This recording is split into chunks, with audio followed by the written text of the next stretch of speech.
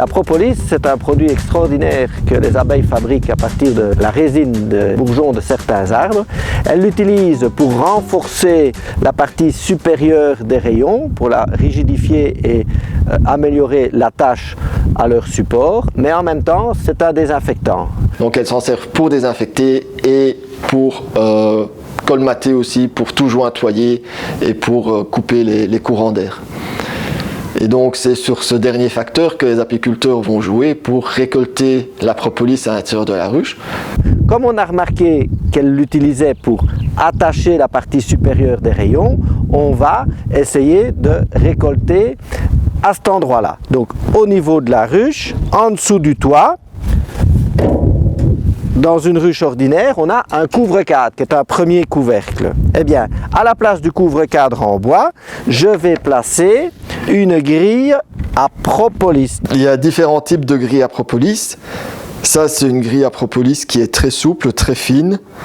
Et moi, j'ai choisi de travailler avec celle-là parce que elle coûte pas très cher, elle est très facilement réutilisable, elle s'abîme peu, elle prend pas de place à stocker.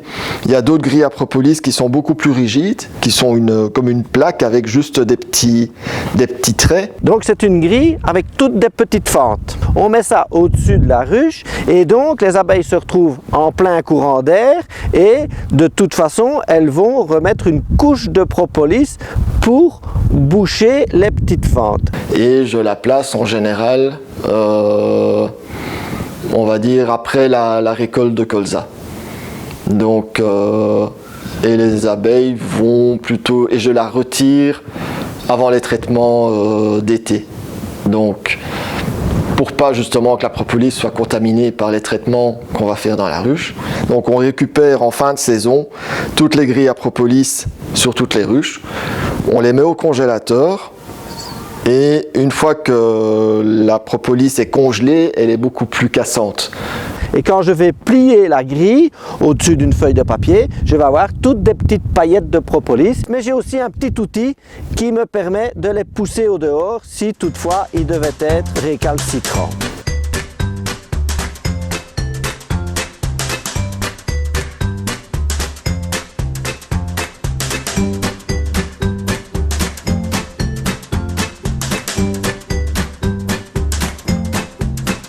Donc on a la qualité supérieure entre guillemets de propolis qui est la propolis de grille, et puis il y a une autre qualité de propolis qui est la propolis de grattage.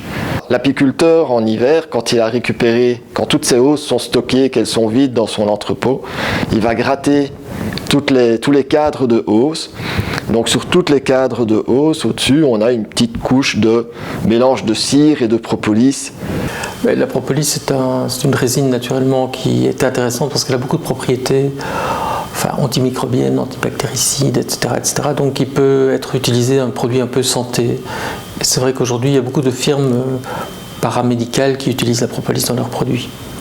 Ou aussi dans des encaustiques pour traiter le bois, le violon Stradivarius était protégé avec des enduits à base de propolis.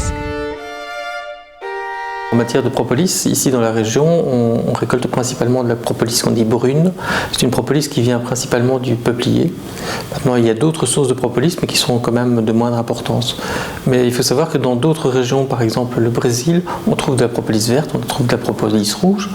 Et ce qu'il faut savoir, c'est que ces propolis ont des propriétés médicinales complètement différentes.